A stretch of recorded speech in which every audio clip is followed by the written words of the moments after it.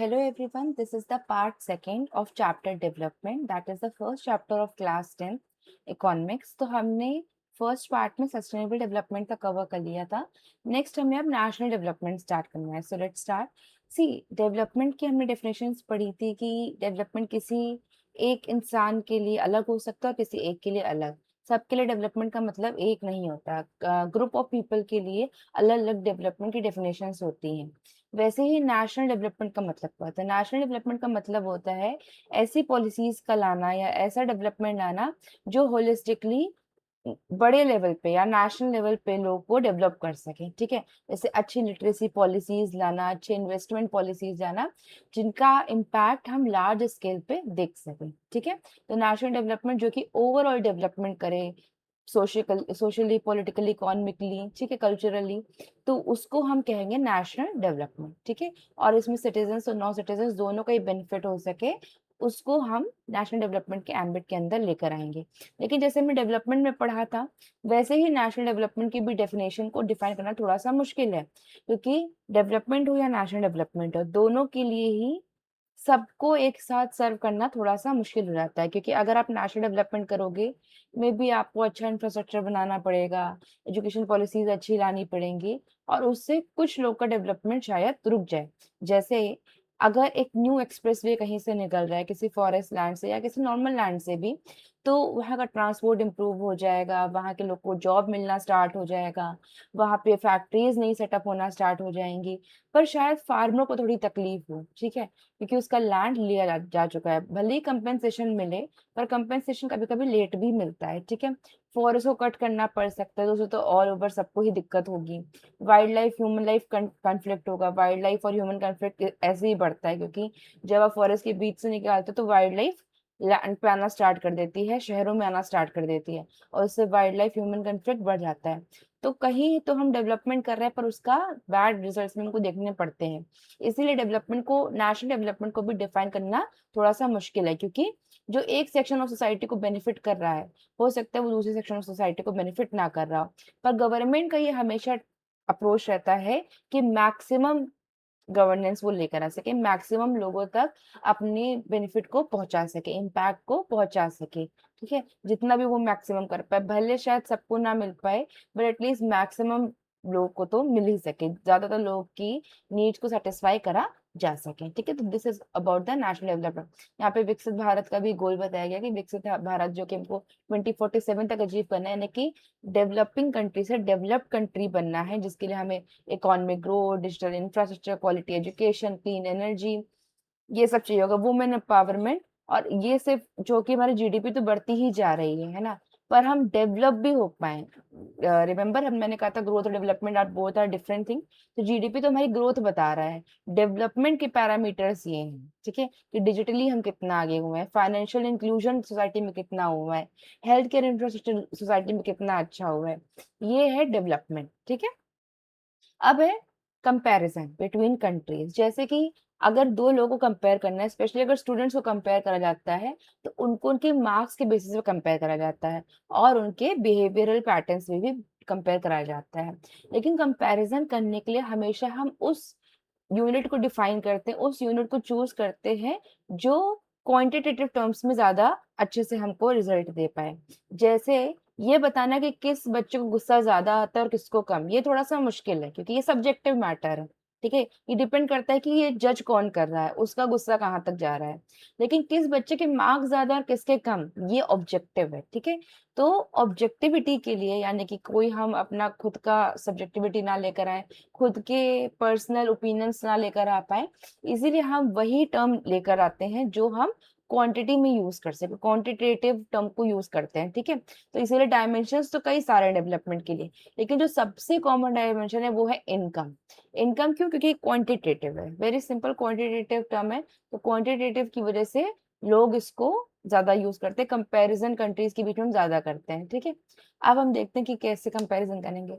The first is national income, यानी कि किस कंट्री की नेशनल इनकम कितनी है, यानी कि वहां पे रहने वाले लोगों की टोटल इनकम को कैलकुलेट कर दिया जाए. सबकी मान लीजिए एक किसी कंट्री में 5 लोग रह रहे हैं, जस्ट फॉर एग्जांपल, पाँचों की साल भर की इनकम टोटल कर दी जाए तो कितना आएगा, जो भी आंसर आएगा वही उस कंट्री की नेशनल इनकम बन जाएगा।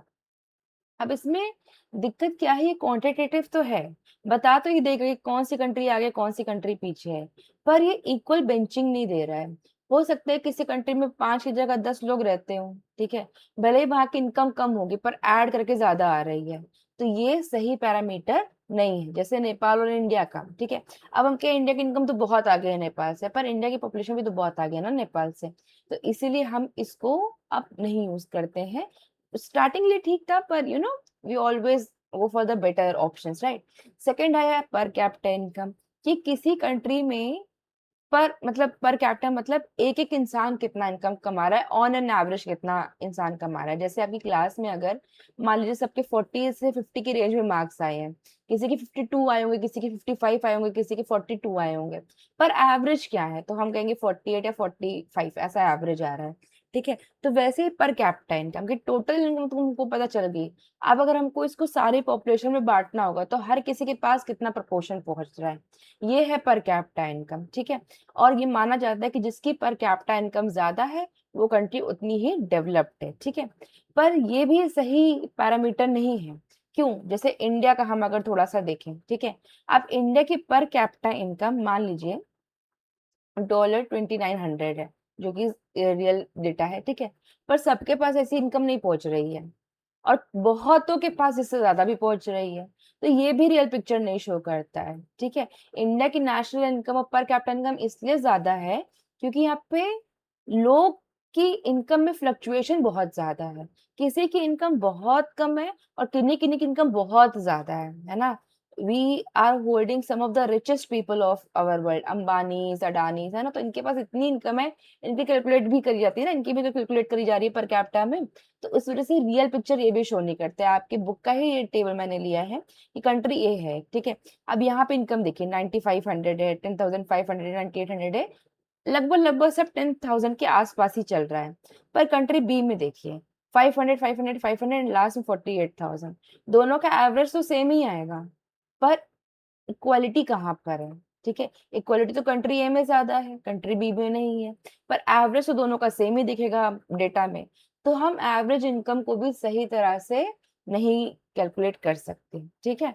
इसीलिए पावर्टी को नापने के लिए कि कौन बिलो पावर्टी लाइन है या डेवलपमेंट को नापने के लिए अब जो हम डेटा यूज करते हैं, क्योंकि इनकम को बताने में थोड़ा सा लोग हिचकिचाते हैं, अपनी इनकम को बहुत ओपनली कोई नहीं बता सकता, इसीलिए अब हम यूज करते हैं कि कौन कितना एक्सपेंडिचर कर रहा है ना, एक्सपेंडिचर कितना कर रहा है गुड्स, बास्केट ऑफ गुड्स में, तो एक्सपेंडिचर बेसिस पे अब हम डेवलपमेंट और पॉवर्टी को कैलकुलेट करते हैं। वो भी आपके सिलेबस का पार्ट नहीं है, अगर आप वो 11-12 में इकोनॉमिक्स लेते हो तो आपको वो पढ़ाया जाएगा, ठीक है।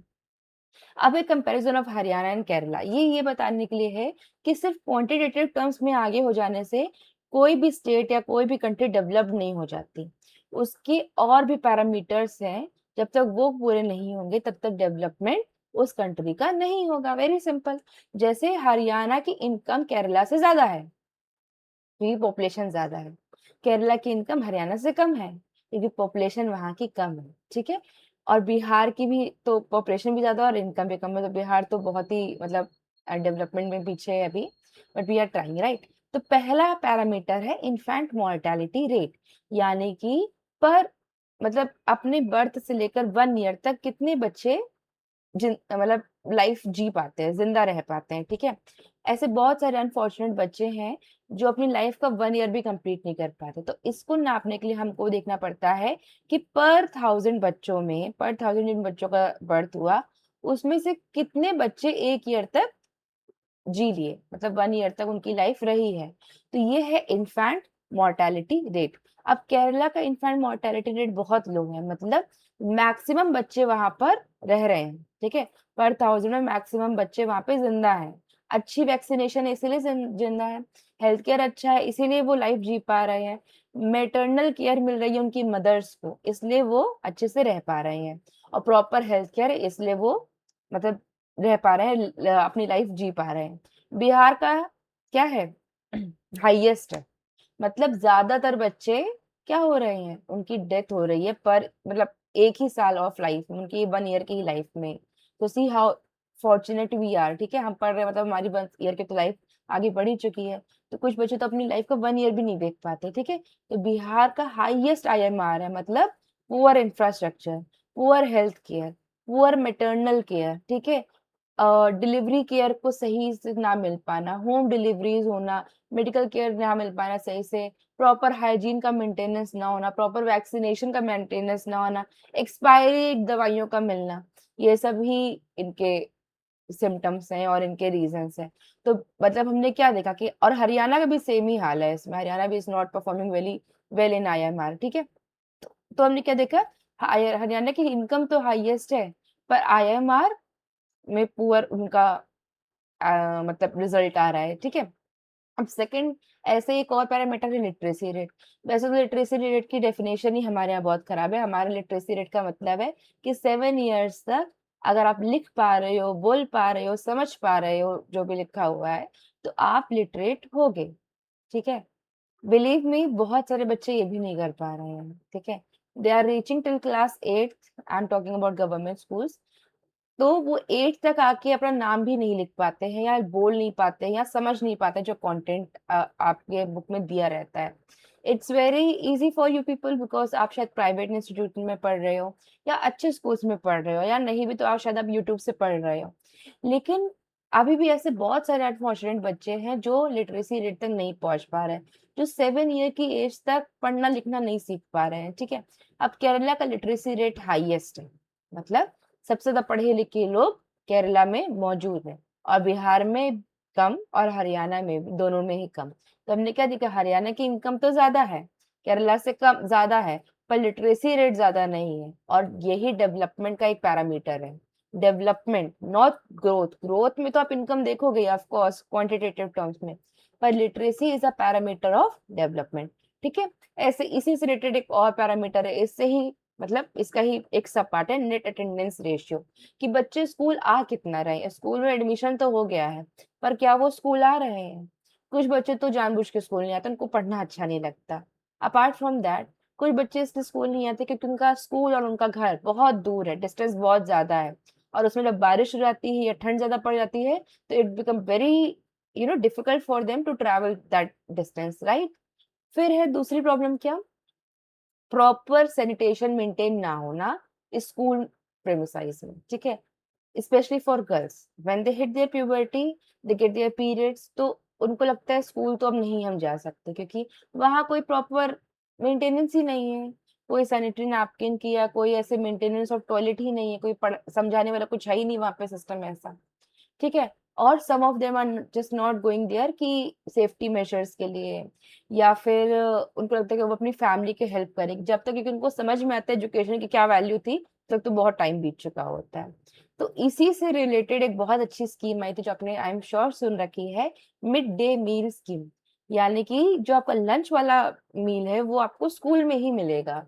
अब इससे दो चीजें होंगी, खाने के लिए ही सही पर बच्चे स्कूल आएंगे, और पेरेंट्स उनको स्कूल भेजेंगे कि चलो एटलीस्ट हमारे बच्चे को एक मील तो प्रॉपर मिल जाएगा, ठीक है। एंड सेकेंड इज कि आप बच्चों को खाना दे रहे हो तो आप उनको प्रॉपर न्यूट्रिशन दे सकते हो, बैलेंस डाइट दे सकते हो, उससे उनका न्यूट्रिशन मेंटेन रहेगा, हेल्थ अच्छी रहेगी। और health is the real wealth, health अच्छी है तो अपने आप उनका मन पढ़ाई में लगना स्टार्ट हो जाएगा। तो केरला का नेट अटेंडेंस रेशियो बहुत अच्छा है, और केरला का मिड डे मील स्कीम भी बहुत अच्छी है। वहां का जो डाइट है, बैलेंस डाइट मिलता है। मिड डे मील स्किल्स और स्टेट की इतने अच्छे से परफॉर्म नहीं करती हैं, ठीक है। फिर है, ये सब इंडिकेटर्स हमको क्या शो करते हैं जो मैंने आपको बताया, कि हरियाणा की इनकम तो बहुत अच्छी है, क्वांटिटेटिव टर्म्स में तो वो बहुत आगे निकल गया है, पर डेवलपमेंट का क्या? लड़कियां तो आज भी बेचारी परेशान है वहां पे। जब से ये हमारे हमने दंगल मूवी देखी, जब से वहां पे ये मतलब स्पोर्ट्स आगे आ गया, तो तब भी लड़कियां आगे आने लग गई, लोग बढ़ने लग गए। लेकिन पहले तो अभी भी गांव वगैरह में पर ऐसा ही हाल है, ठीक है। पर केरला में इनकम कम है, बिकॉज क्योंकि पॉपुलेशन भी तो कम है ना वहाँ की। लेकिन हेल्थ और एजुकेशन कितना आगे है, one of the highest educated people are from Kerala, ठीक है। आप उनकी इंग्लिश देखिए, आप उनकी कम्युनिकेशन स्किल्स देखिए, उनका माइंडसेट देखिए, दे आर वेरी गुड, ठीक है। तो ये हमको क्या बताता है, ट्रूली डेवलप सोसाइटी के लिए सिर्फ इनकम ही नहीं, इनकम भी इम्पोर्टेंट है, I am not saying income is not important. लोग पढ़े लिखे हैं पर गरीब हैं, this is not going to work, ठीक है। एजुकेशन और हेल्थ केयर इक्वालिटी भी इक्वली इंपॉर्टेंट है and more important I guess. The next topic is public facilities. Public facilities, facility मतलब जो हमको सर्विसेज प्रोवाइड हो रही हैं, एंड पब्लिक मींस गवर्नमेंट जो प्रोवाइड कर रही है, ठीक है।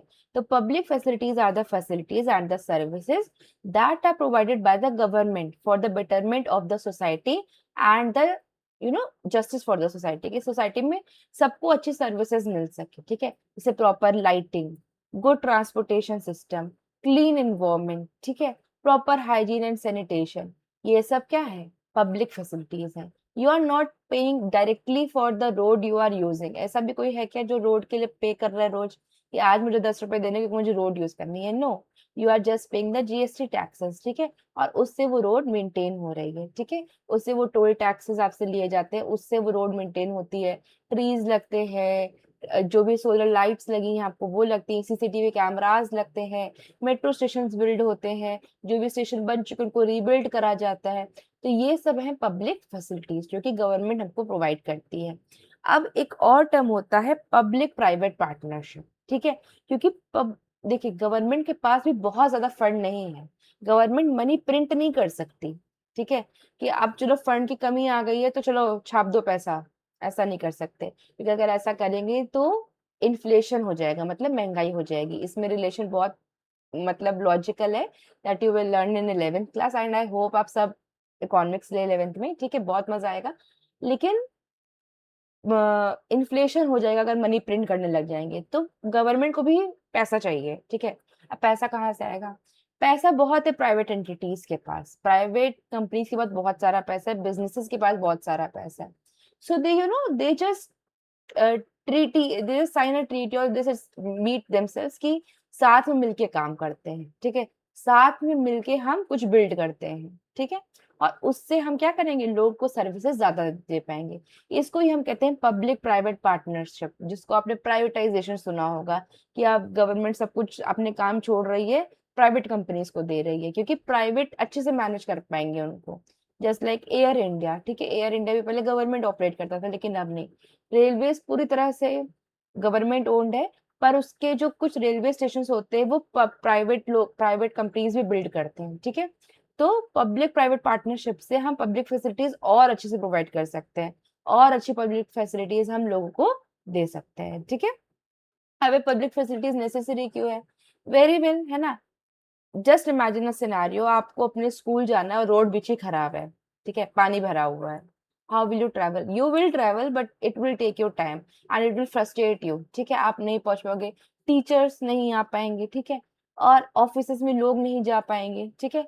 आप अपने घर आए तो लाइट नहीं आ रहा है, ठीक है, आपको सोलर पैनल लगवाना पड़ेगा या कैंडल्स यूज करने पड़ेंगे, तो life will become very tough, right.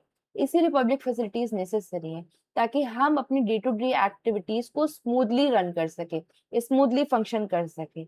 उसके लिए ही इम्पोर्टेंट है कि पब्लिक हमको, सॉरी, गवर्नमेंट हमको फैसिलिटीज दे। ये जो रिच और पुअर के बीच का गैप है, इसको मिनिमलाइज करा जा सके, इसको कम करा जा सके, ठीक है। कि जो लोगों के पास घर नहीं है वो रोड पे रह रहे हैं, उनको शेल्टर होम्स तक पहुंचाया जा सके। जिनके पास प्राइवेट हॉस्पिटल का बिल करने का पैसा नहीं है, उनको गवर्नमेंट हॉस्पिटल्स तक सर्विसेज अच्छी प्रोवाइड करी जा सके। तो यही है नेसेसिटी पब्लिक फैसिलिटीज की। अब है उसमें से एक एग्जांपल दिए, health care as a public facility. पूरे वर्ल्ड का सबसे बड़ी हेल्थ केयर पॉलिसी इंडिया में रन करती है, India's Ayushman Bharat. It will provide a health insurance of 5 lakh rupees to the family, right, and its members. कि आपकी फैमिली को कोई भी प्रॉब्लम हो तो आपकी फैमिली को हेल्थ इंश्योरेंस मिलता है up to 5 lakh rupees. And believe में पूरे वर्ल्ड का ये सबसे बड़ा हेल्थ इंश्योरेंस स्कीम है, and it is the one of the most finest initiative of this government, ठीक है। ये मतलब इतनी अच्छी स्कीम है कि लोगों को अब चिंता नहीं होती बहुत ज्यादा, है ना, क्योंकि वो इंक्लूडेड है इस चीजों में। अब वो अगर उनको कोई तकलीफ होती है तो वो आराम से हेल्थ केयर फैसिलिटीज में जा सकते हैं, ठीक है। प्राइवेट इंस्टीट्यूशंस में भी ये इंश्योरेंस मिलता है, तो आप प्राइवेट में भी जाके अपना इलाज करा सकते हो इंश्योरेंस के थ्रू। Very good initiative. और ये क्यों लिया गया? ताकि हेल्थ केयर लोगों तक पहुंच सके, because health care is a basic right of every citizen, right. और इसीलिए अफोर्डेबल ट्रीटमेंट, वैक्सीनेशन और मेटरनल केयर वेरी इंपॉर्टेंट, लोगों तक मिल सके। तो this is one part of public facilities and that is necessary. Health care अच्छा रहेगा तो लोग अपने आप काम अच्छा करेंगे, अच्छे से पढ़ेंगे और सोसाइटी को कंट्रीब्यूट करेंगे, बैक करेंगे सोसाइटी को, ठीक है। Next is education is public facility. लोग पढ़े लिखे होंगे तो डेवलपमेंट किस रफ्तार से होगी बताने की बहुत ज्यादा जरूरत नहीं है, ठीक है। जिस भी देश के लोग पढ़े लिखे हैं वहां के डेवलपमेंट को कोई नहीं रोक सकता, वहां के लोग को बेवकूफ कोई नहीं बना सकता। लोग अंधविश्वास में फिर कम जाएंगे, ठीक है। और एनईपी जो कि रिसेंटली 2020 में आई थी, कोविड के टाइम में आई थी, इसने रोट लर्निंग को खत्म करके स्किल डेवलपमेंट और कॉम्पिटेंसी बेस्ड एजुकेशन को आगे लाने की कोशिश करी। जो सीबीएसई पैटर्न में अब आप देखते भी हैं, आपके स्कूल एग्जाम में भी देखा रहता है कि कोई केस दिया रहता है, आपको उससे रिलेटेड क्वेश्चन आंसर करने रहते हैं, कोई पिक्चर दी रहती है, आपको उससे क्वेश्चन आंसर करने होते हैं। तो you are pulling away from rote learning, रट्टू से आपको अब दिमाग खोलने वाली एक्टिविटीज में लेकर आया जा सक रहा है, ताकि आप बिल्कुल डिपेंडेंट ना हो रोट लर्निंग पे। तो it is also very good initiative, क्योंकि देखा गया कि लोग पढ़ लिख तो रहे पर जॉब में उनको कुछ आते ही नहीं है, कुछ स्किल ही नहीं है, कुछ मतलब कॉम्प्रिहेंड ही नहीं कर पा रहे हैं चीजों को। तो इसीलिए ये सब कुछ करा गया, ताकि क्योंकि क्या है इंडिया का जॉब मार्केट, क्या है इंडिया का जॉब मार्केट में, इंडिया में बहुत सारी जॉब है, India is full of opportunities, ठीक है। But people are not skilled enough कि उनको जॉब मिल सके। तो इसकी शुरुआत स्कूल से करनी पड़ेगी। That's why government came with the NEP, कि स्कूल से ही बच्चों को ऐसा नरिश करा जाए कि आगे जाकर उनको स्किल लर्निंग में ज्यादा तकलीफ ना हो, ठीक है। क्योंकि जिनको रटने की आदत होती है उनको स्किल डेवलपमेंट में बहुत ज्यादा तकलीफ होती है, ठीक है। अब the next topic is human development report, जो कि मैंने आपको सब बताया, लिटरेसी रेट, मैटरनल केयर और ये आईएमआर वाला पार्ट, जेंडर इक्वालिटी, ठीक है। ये सब पार्ट्स का भी हम अगर जैसे नेशनल इनकम हम कंपेयर कर रहे थे ना, कि कंपैरिजन करते हैं गवर्नमेंट को और सारी कंट्रीज को, वैसे ही डेवलपमेंट कंपेयर करने के लिए अब हम नॉन क्वांटिटेटिव एलिमेंट्स को भी कंपेयर करते हैं, जिनको हम क्वांटिटेटिव ऑब्जेक्टिवली कंपेयर नहीं कर सकते, है ना।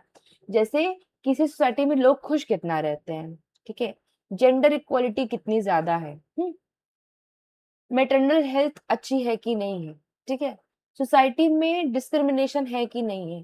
ये कैलकुलेट ज्यादा अच्छे से नहीं हो सकते क्योंकि ये क्वालिटेटिव टर्म्स है। लेकिन अब इसको भी ट्राई करा जाता है मतलब कैलकुलेट करने का, और इसीलिए ह्यूमन डेवलपमेंट रिपोर्ट आती है, ठीक है, जो कि हर कंट्री को मार्क्स देती है कि आपकी कंट्री का ह्यूमन डेवलपमेंट कैसा है, एचडीआर स्कोर आपकी कंट्री का कैसा है। और HDR score is very important. Why? अगर एचडीआर स्कोर इम्पोर्टेंट है, अच्छा नहीं होगा, then why any international company or MNC would try to invest in your country, ठीक है। दिख रहा है एमएन एचडीआर रिपोर्ट से कि इनकी कंट्री में तो इक्वालिटी ही नहीं है, लोग खुश ही नहीं रहते, लोगों के अंदर डिस्क्रिमिनेशन की भावना अभी भी है। तो क्यों ही कोई इंटरनेशनल कंपनी आपकी कंट्री में आके इन्वेस्ट करेगी और लोगों को जॉब्स देगी? Why would any country invest, right? HDR score अच्छा होगा तो बाकी कंट्री से अट्रैक्ट होगी कि हाँ, यहाँ बिजनेस हमारा अच्छे से काम करेगा, तो लेट्स इन्वेस्ट इन इंडिया, ठीक है। तो HDR score is very important. HDR score क्या बताता है कि लोग की कैपेबिलिटीज के साथ साथ क्वालिटी ऑफ लाइफ बढ़ रहा है कि नहीं बढ़ रहा है, कि सिर्फ इकोनॉमिक ग्रोथ पैसा ही बढ़ रहा है, कि अडानी अंबानी सबका पैसा तो बढ़ गया पर गरीब बेचारे आज भी गरीब ही रह गए हैं, ठीक है। तो HDR score is very important and it is introduced by UNDP, ठीक है, United Nation Development Programme, right.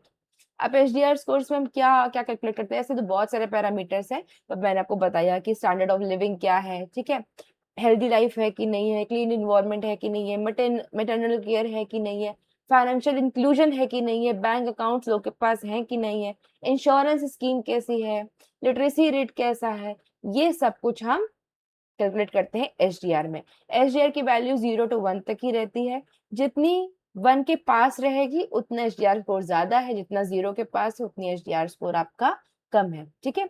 अब एचडीआई यानी कि एचडी मतलब ह्यूमन डेवलपमेंट इंडेक्स या फिर ह्यूमन डेवलपमेंट रिपोर्ट, ये पर कैपिटा इनकम से बेटर है कि नहीं है? पहली बात तो बहुत इंपॉर्टेंट है और अच्छा इंडिकेटर है। सिर्फ पैसे कमा लेने से किसी कंट्री में यू कांट गारंटी डेवलपमेंट, ठीक है। आप किसी कंट्री का नेशनल इनकम देख रहे हो सकता है वहां पे 50 लोग बस अच्छा कमाते हैं, बाकी सब भूखे मर रहे हैं, then why what it is for, right? It is of no use. लेकिन किसी कंट्री का एचडीआई अच्छा है, हो सकता है उसका नेशनल इनकम उतना अच्छा ना हो। इससे हमें क्या पता चल रहा है कि सोसाइटी में इक्विटी है, इक्वालिटी है लोगों में, लोग एक समान है, सबको एक जैसी चीजें मिल रही है, टैक्स रेट इंक्लूसिव है, ठीक है। तो ऐसी सोसाइटी क्या है, हेल्दी है। यहाँ पे प्रोटेस्ट भी कम होगा। जिन सोसाइटी में एचडीआई स्कोर लो रहता है, वहां पे चांसेस होते हैं प्रोटेस्ट होने के। लोगों का गुस्सा कभी तो निकलेगा ना भाई बाहर, प्रोटेस्ट होगा, वॉर होगी, कूप होंगे, तो कंपनी का तो लॉस हो जाएगा ना। कंपनी क्यों ही आएगी आपकी कंट्री में डेवलप, सॉरी, इन्वेस्ट करने के लिए, या कोई और कंट्री की गवर्नमेंट क्यों आपकी कंट्री में इन्वेस्ट करेगी। जब आपकी कंट्री में शांति होगी, पीस होगा, लोग खुश होंगे, एचडीआई अच्छा होगा, तो बाहर की गवर्नमेंट्स और बाहर के MNCs and the helping hands like World Health Organization या IMF या फिर वर्ल्ड बैंक भी आपकी कंट्री में हेल्प करेंगे कि भाई इनकी कंट्री का HDI स्कोर अच्छा है, ये अपनी कंट्री में लोगों का ध्यान रखते हैं, तो हमें इनकी हेल्प करनी ही चाहिए, ठीक है। तो जब भी आपकी कंट्री में कुछ सिचुएशन ऐसी आएगी, लोग आपकी हेल्प करने के लिए हमेशा आगे बढ़ेंगे। जैसे जब हमारे यहाँ कोविड आया था, हमारे मतलब वर्ल्ड लेवल पे कोविड आया था, तो विदाउट जस्ट लुकिंग एट कि हमारे बीच के डिफरेंसेस कितने हैं, कंट्री टू कंट्री हमारे रिलेशन कैसे हैं, Indian government rain the initiative of मैत्री, है ना, मैत्री इनिशिएटिव। मैत्री इनिशिएटिव में क्या हुआ था कि उन कंट्रीज को भी वैक्सीन पहुंचाई हम लोगों ने जिनसे हमारे रिलेशन बहुत अच्छे नहीं है। उस टाइम में मालदीव से रिलेशन हमारे अच्छे नहीं थे, पर तब भी इंडियन गवर्नमेंट ने मैत्री इनिशिएटिव के अंडर वहां पे भी वैक्सीन पहुंचाई। कि हमारे डिफरेंसेस हैं, ओपिनियन ऑफ डिफरेंसेस हैं, झगड़े हैं, जो भी है, पर the most important thing is कि लोगों को बचाया जाए, ठीक है। एंड वी रिकॉग्नाइज्ड, है ना, इस एफर्ट को रिकॉग्नाइज करा गया इंटरनेशनली। और आज हम देखते हैं इंटरनेशनल प्लेटफॉर्म पे कि इंडिया का कितना बड़ा से है। ये क्यों है, क्योंकि हमारा एचडीआई स्कोर धीमे धीमे बहुत स्लोली स्लोली पर आगे बढ़ रहा है, ठीक है। इंडिया की रैंक क्या भी बताई गई है, बहुत कम है वैसे तो, लेकिन 193 कंट्रीज में 130 पे पोजीशन है हमारी, ठीक है। मीडियम डेवलपमेंट में भी हम आते हैं, हाई डेवलपमेंट नहीं, लो में भी नहीं, पर मीडियम ग्रोथ में हम भी आते हैं, यानी कि डिसेंट स्टैंडर्ड ऑफ लिविंग है हमारे यहाँ, ठीक है। फिर है सस्टेनेबिलिटी ऑफ डेवलपमेंट। ये टॉपिक तो हर जगह आपको 10th में पीछा नहीं छोड़ने वाला है बिल्कुल भी आपका, ठीक है।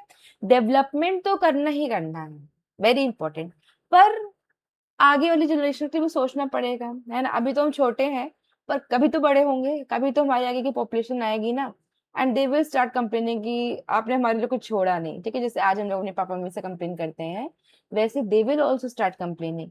तो हमें हमेशा अपनी नीड्स जितना ही इस्तेमाल करना चाहिए, no matter how much you earn, ठीक है। Please don't get influence by the influencer or any actor, don't get influence, they only promote consumerism, ठीक है। कि आपके पास 10 बैग है, एक मार्केट में नया है, तुरंत खरीद लिया, no matter how costly it is and how it was made, है ना। वो किसी शार्क की बॉडी से बना है, किसी वेल की बॉडी से बना है, डजेंट मैटर, जस्ट बिकॉज वो क्योंकि मार्केट में आ गया, हमको तो लेना है तो हमें लेना है, ठीक है। इतना ई वेस्ट बढ़ रहा है पूरे वर्ल्ड लेवल में, जैसे आईफोन का न्यू मॉडल आएगा वी विल बाय इट। तो ये सब क्या है, ये सब कंज्यूमरिज्म का बढ़ना है, and this is unsustainable development, it will not survive, ठीक है।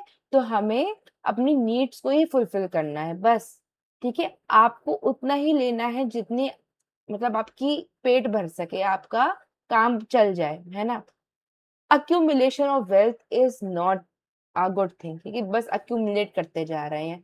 हिस्ट्री से लेकर कल्चर के एग्जांपल्स में देख लीजिए, जिन्होंने भी लाइफ में कभी भी अक्यूमुलेशन ऑफ वेल्थ पे काम करा है, समय बिताया है, they end up having a bad life and unsatisfied life. आप हिस्ट्री में कल्चर से भी एग्जांपल उठा सकते हैं, रावण और कंस का, ठीक है, या फिर महाभारत में भी कितने सारे एग्जांपल्स हैं कि अक्यूमुलेशन, है ना, मतलब वेल्थ है, अक्यूमुलेट और करना है और करना है और करना है, and it will and up just in devastation, और है ना आपका अंत ही हो जाता है। तो इसीलिए हमें समझना है कि हमने ये चीज हमको इनहेरिटेड नहीं मिली है कि सब अब हमारी ही है, बस हमने बोरो करी है। और जो भी चीज बोरो करी जाती है उसको रिटर्न के साथ दिया जाता है। अगर आपने बैंक से आज 100 रुपए लिया है, तो जब भी आप बैंक को वापस देना होगा, 100 रुपए थोड़ी ना दोगे, 110 रुपए दोगे, ठीक है। इसीलिए अर्थ को जिस हालत में हमको मिली है, उससे अच्छी हालत में हमें वापस करना है अपनी जनरेशन को, आगे वाले। हम उल्टा कर रहे हैं, 100 रुपए लेके 90 रुपए वापस कर रहे हैं, ऐसा नहीं करना है। जो अर्थ मिली है उसको और बेटर करके हमें वापस करना है, ठीक है। अब सस्टेनेबल डेवलपमेंट क्या करना है, क्यों इंपॉर्टेंट है, natural resources, chapter 1 geography, very limited, unlimited wants, तो बैलेंस आउट करना है। Industrialisation, urbanisation are very important and very important vehicle for development, but it needs to be balance with the environment mindset, ठीक है, कि clean technology के साथ आप urbanisation तो कर रहे हो, why not to plant trees, why not to open some parks and open areas, land के बीच में या सॉरी रोड्स के बीच में एक ऐसी लेन बना देना जो कि ग्रीनरी हो। अच्छा, very important example that I want to mention here, कि जो ग्रीनरी का रिलेशन सेफ्टी से भी होता है, ठीक है। जिन भी रोड्स पे ग्रीनरी नहीं होते, जो रोड्स खाली होते हैं, जिनके अगल बगल रोड्स पे कोई भी पेड़ नहीं है, रात हो या दिन हो, you will always feel a danger, है ना, कि कुछ गलत हो सकता है, यहाँ पे डाकू वाकू आ सकता है। आप हमेशा स्पीड से ही वहां गाड़ी निकालोगे, हमेशा। लेकिन जिन रोड्स पे पेड़ ज्यादा होते हैं ना, यू विल ऑलवेज फील, क्योंकि हम है तो नेचर से कनेक्टेड ही, हम माने ना माने पर हम है तो नेचर से कनेक्टेड ही, तो ट्रीज को देख के ऑटोमेटिकली हम स्पीड थोड़ी अपनी व्हीकल का कम कर लेते हैं, and we feel more safer in greener spaces, ठीक है। तो हमारे एक्सीडेंट होने के चांसेस और सेफ्टी के चांसेस बढ़ जाते, सॉरी, एक्सीडेंट होने के चांसेस कम हो जाते हैं और सेफ्टी हमारी थोड़ी सी बढ़ जाती है, ठीक है, जस्ट एन एग्जांपल। फिर एक्सेसिव यूज ऑफ लैंड और रिसोर्सेज हमको नहीं करना है, एनवायरनमेंट का ध्यान रखना है, climate change, pollution, ocean acidification, biodiversity loss का ध्यान रखते हुए सामान को इस्तेमाल करना है। एसी, वेरी इंपॉर्टेंट, जो हमारी लाइफ का पार्ट ही बन चुका है, उसको अगर हम 24 26 पे चलाएंगे, बहुत ज्यादा अच्छा काम करेगा वो, और इतना ज्यादा पॉल्यूशन नहीं क्रिएट होगा, बहुत ज्यादा हीट जनरेट नहीं करेगा एग्जॉस्ट के थ्रू। लेकिन 16 पे कर देंगे तो इलेक्ट्रिसिटी का बिल भी ज्यादा आएगा, इलेक्ट्रिसिटी लिमिटेड है, वो भी खत्म होगी जल्दी जल्दी, पावर भी खत्म होगा, एनर्जी भी खत्म होगी, और एग्जॉस्ट की वजह से और हीट जनरेट होगी, ठीक है। Very small examples we can use, ठीक है। अब है जो आपकी बुक में एग्जांपल दिया ग्राउंड वाटर का। अच्छा, very good point I want to mention here, कि फ्रेश वाटर का बहुत इंपॉर्टेंट सोर्स है ground water, I think mentioned है कि ग्राउंड वाटर, ठीक है, आप देख रहे हैं ग्राउंड वाटर 30.1% है फ्रेश वाटर का, फ्रेश वाटर का 30.1% ग्राउंड वाटर है, 68.7% ग्लेशियर्स में है, और जो रिवर वगैरह में वो 1.2% है, ठीक है। तो ground water is a very important source of fresh water. अब ग्राउंड वाटर क्या है, इरिगेशन की वजह से और जो समर सेवन हमने शहरों में लगवा रहे हैं, उसकी वजह से ग्राउंड वाटर डिप्लीट होता जा रहा है। इसके डिप्लीशन में कोई दिक्कत नहीं थी अगर डिपॉजिट भी उतनी ही तरह से होता, पर क्योंकि हमने तो कंक्रीट की रोड्स बना दी, तो पानी ड्रेनेज के थ्रू नालियों की तरफ जाते वेस्ट में चला जाता है, वो ग्राउंड में नहीं जा पाता, ठीक है। गांव में या विलेज में या रूरल एरिया में तो हो जाता है, क्योंकि वहाँ मिट्टी कच्ची है, एग्रीकल्चर है, तो पानी पेनिट्रेट कर जाता है सॉइल के थ्रू और सबमिट हो जाता है। पर शहरों में ऐसा नहीं हो पाता, और इसलिए हम देखते हैं जैसे गर्मी बढ़ती है, वाटर की अवेलेबिलिटी में कितना इशू आ जाता है, लोगों को पानी गंदा मिलता है, साफ पानी के लिए लोग तरसते हैं, ठीक है, क्योंकि रिचार्ज नहीं हो पा रहा है कंक्रीट रोड की वजह से, ठीक है। तो ये हमको क्या बता रहा है कि ओवर यूज करने से पानी जैसी चीजों के लिए, जो बेसिक नेसेसिटी है लाइफ के लिए, उनके भी लोगों को स्ट्रगल करना पड़ रहा है, ठीक है। Second is auction of natural resources, war चल रही है, पेट्रोल के प्राइसेस हाइक हो रहे हैं, तो आपको पता ही है ना। तो petroleum is also very important resource, ठीक है। अब इसके एक्सचेंज में हम ईवी यूज कर सकते हैं, साइकिल्स यूज कर सकते हैं, good for health, good for money, है ना, गुड फॉर योर पॉकेट, ठीक है। और कोशिश कर सकते हैं कि कम से कम पेट्रोल का इस्तेमाल करें, क्योंकि पेट्रोल हमारी कंट्री में बहुत कम है, हमें इंपोर्ट करना पड़ता है, और इंपोर्ट करने की वजह से हमारे रिजर्व्स, हमारा इंटरनेशनल रिजर्व्स खत्म हो रहा है, फॉरेक्स रिजर्व्स खत्म हो रहे हैं, क्योंकि इंटरनेशनल ट्रेड जो होता है वो इंडियन रुपीज में नहीं होता है, वो यूएस डॉलर्स में होता है, और यूएस डॉलर सबके पास लिमिटेड ही है, ठीक है। So the more you import, तो आपका फॉरेक्स रिजर्व खत्म हो रहा है। इंटरनेशनल ट्रेड अच्छा करने के लिए एक्सपोर्ट ज्यादा करना चाहिए, तब बात बनेगी। इंपोर्ट ज्यादा करना है तो फॉरेक्स रिजर्व खत्म हो रहे हैं, ठीक है। और 85% रिक्वायरमेंट हमारी क्या है, इंपोर्ट के थ्रू ही सबमिट होती है। तो ये सोच के हमको अपना पेट्रोल थोड़ा बचाना चाहिए, ठीक है। जहाँ पैदल जा सकते हैं, जहाँ ईवी के थ्रू जा सकते हैं, वहां हमें वैसे जाना चाहिए, instead of you know going to a mountain or somewhere very far location from your car, by your car, है ना, 2 लोग बैठ के। We can use train at least, है ना, ट्रेन अफोर्डेबल भी है और आपको भी कंफर्ट रहेगा और आपका डेंजर भी थोड़ा कम हो जाएगा, क्योंकि माउंटेन एरियाज में और दूर के लोकेशंस में एक्सीडेंट होने की भी संभावना ज्यादा रहती है, लेकिन ट्रेन आर मच सेफर, ठीक है। तो वो आपकी अफोर्डेबिलिटी के लिए भी है और कंट्री के लिए तो अच्छा है ही है। अब यहाँ पे कुछ सॉल्यूशंस दिए हुए हैं जो हमको पता है, बस हमें थोड़ा सा पढ़ना है कि सोलर एंड विंड एनर्जी का हमें इस्तेमाल करना चाहिए। अच्छा, one more thing, wind power हमें सस्टेनेबल लगती तो है, पर विंड पावर की भी कॉस्ट बहुत ज्यादा रहती है, ठीक है। सो बहुत ज्यादा अफोर्डेबल तो सोलर ही है बस। विंड का कॉस्ट बहुत ज्यादा है, उसकी कॉस्ट को ही कंप्लीट करने में बहुत साल लग जाते हैं, ठीक है। तो विंड ठीक है, पर विंड एनर्जी की कॉस्ट बहुत लगती है शुरुआत में उसको लगवाने में, ठीक है। इलेक्ट्रिकल व्हीकल्स को प्रमोट करना, और इलेक्ट्रिकल व्हीकल से आजकल कार भी बहुत मतलब स्टाइलिश आ रही है ना, बहुत अलग ही शाइन करती हैं सारे क्राउड में, ठीक है। एनर्जी एफिशिएंसी के लिए अपने घरों में से छोटे छोटे प्रैक्टिसेस करना, जैसे सनलाइट अच्छी आपके कमरे में आती है तो लाइट का इस्तेमाल नहीं करना, ठीक है। ठंड में हीटर क्यों इस्तेमाल करना, जब धूप निकली हुई है तो बाहर जाना, ठीक है। एसी को टेम्परेचर रेगुलेट करके रखना, ठीक है, ये सब चीजें। वेटलैंड, फॉरेस्ट, इन सब का ध्यान रखना। रिसाइकलिंग यूज करना, सर्कुलर इकोनॉमी, मतलब आपने कोई सामान यूज करा, उसको रिसाइकल करा और फिर वो वापस आपके पास आ गया, ऐसी ही सर्कुलर इकोनॉमी चलती रहेगी तो वेस्टेज कम होगा। Very important. International solar alliance is initiative by India and followed by many countries international level, ठीक है। तो ये क्या प्रमोट करती है कि हम सोलर एनर्जी को कंबाइंड होके, यानी कि इंटरनेशनली वायर्ड के थ्रू और नॉन वायर्ड के थ्रू हम कंबाइंड होके भी सोलर एनर्जी एक दूसरे के साथ शेयर कर सकते हैं, ठीक है। वर्ल्ड वाइड अचीव कर सकते हैं सस्टेनेबल डेवलपमेंट का गोल। नेशनल ग्रिड हाइड्रोजन मिशन, ठीक है, यानी कि वाटर का इस्तेमाल करके, वाटर का इलेक्ट्रोलिसिस करके हाइड्रोजन और ऑक्सीजन को अलग करना, देन हाइड्रोजन को यूज करना एज अ फ्यूल, और जब ये ऑक्सीजन के साथ कंबाइंड होगा तो एज वेस्टेज निकलेगा वाटर वेपर। तो वाटर वेपर तो वैसे भी कोई प्रॉब्लम नहीं है, पॉल्यूटेंट तो है नहीं वाटर वेपर, तो it's a very good initiative, ठीक है। मतलब आपने क्या करा, पहले वाटर लिया, उसका इलेक्ट्रोलिसिस करा, उसमें क्या होगा, हाइड्रोजन अलग हो जाएगा, ऑक्सीजन अलग हो जाएगा। अब you can use hydrogen as the fuel, ठीक है। अब फ्यूल की तरह इस्तेमाल करा। अब फ्यूल को इस्तेमाल करने के लिए ऑक्सीजन की सप्लाई लगती है, तभी तो फ्यूल बर्न होगा ना, और बेसिक ऑक्सीडेशन, बिना ऑक्सीजन के फ्यूल नहीं बर्न होता। तो फ्यूल जब बर्न होगा तो फिर हाइड्रोजन ऑक्सीजन से मिल जाएगा, और हाइड्रोजन ऑक्सीजन कैसा बनेगा फिर, वाटर वेपर के फॉर्म में पॉल्यूटेंट बाहर निकलेगा। वो तो पॉल्यूटेंट है ही नहीं, वाटर वेपर तो बढ़िया है इन्वायरमेंट के लिए, कार्बन डाइऑक्साइड से तो बढ़िया ही है ना। तो इससे क्या है, क्लीन एनर्जी आ जाएगी, मतलब एनर्जी तो हम उतनी ही इस्तेमाल कर रहे हैं, पर ये क्लीनर सोर्स है instead of exhausting carbon dioxide, ठीक है। So this is the end of this chapter. I hope you all liked it, है ना।